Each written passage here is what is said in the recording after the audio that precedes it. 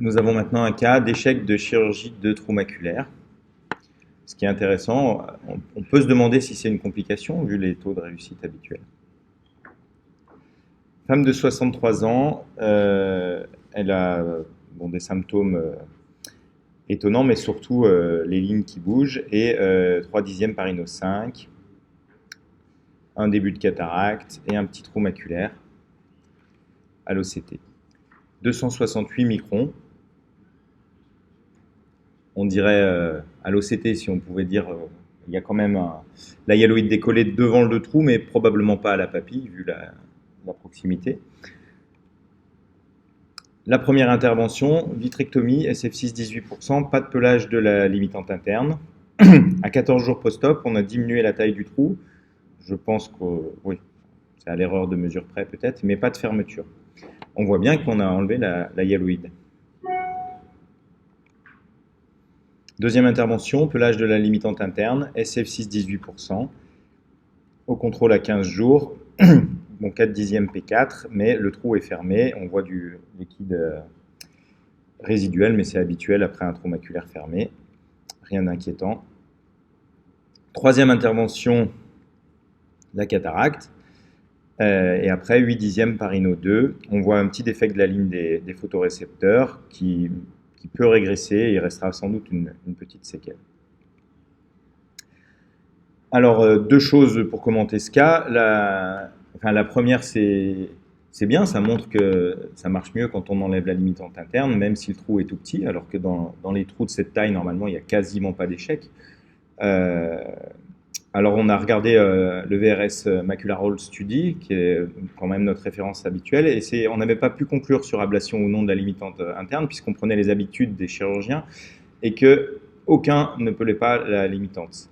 Enfin, 1%, et c'était pas assez pour avoir des différences, faire des statistiques dessus.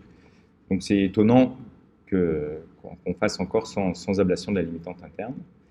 Ensuite, j'ai regardé pour ce qui était de la littérature, et il y a eu une belle méta-analyse de fait sur beaucoup de cas, où ils ont comparé justement ablation et pas ablation de limitante interne, et qui était clairement en faveur de l'ablation de la limitante interne pour ce qui est des résultats anatomiques. Alors je sais qu'en décollement de rétine, on dit que le résultat anatomique ne suffit pas, qu'il faut l'acuité visuelle, mais en trou maculaire, si le trou reste ouvert, j'ai pas vu d'acuité monter avec le trou qui était resté ouvert. C'est quand même assez rare. Donc même s'il y a eu quelques modérations en disant oui mais les acuités étaient équivalentes, oui sur une moyenne, si tout le monde a 10, si toutes les réussites ont 10 sur 10, mais celui qu'on a échoué, lui il a 2. Moi je préfère qu'ils aient tous 8. Donc, même cette méta-analyse montre qu'il faut effectivement tout le temps peler, stage 2, 3, 4. Stade, pardon. Je n'ai pas beaucoup plus de commentaires à faire ici. Autant sur le tamponnement, le trou maculaire, on peut discuter de l'air, du SF6, la durée, le positionnement. L'ablation de la limitante interne, à mon avis, ne doit plus faire aucun doute, même dans les petits trous maculaires.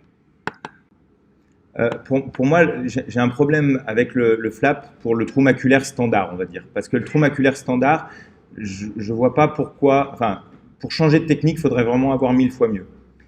Parce que ça marche très très bien, la technique habituelle. Et le flap nous fait peler finalement qu'à moitié. Ensuite, sur un trou maculaire du myope, un grand, une récidive, un trou de 900 microns, on pourra en discuter, mais c'est vraiment des cas particuliers. Sur une chirurgie comme présentée là, qui est un très bon exemple, ça c'est des trous maculaires, je pense que dans toutes les études on est à 100%, alors sur pas grand nombre, il y en a peut-être un qui va déraper, mais on peut dire qu'on est à 99% de fermeture quand on pèle la limitante interne dans ces trous-là. Donc voilà, la technique du flap, c'est un autre débat.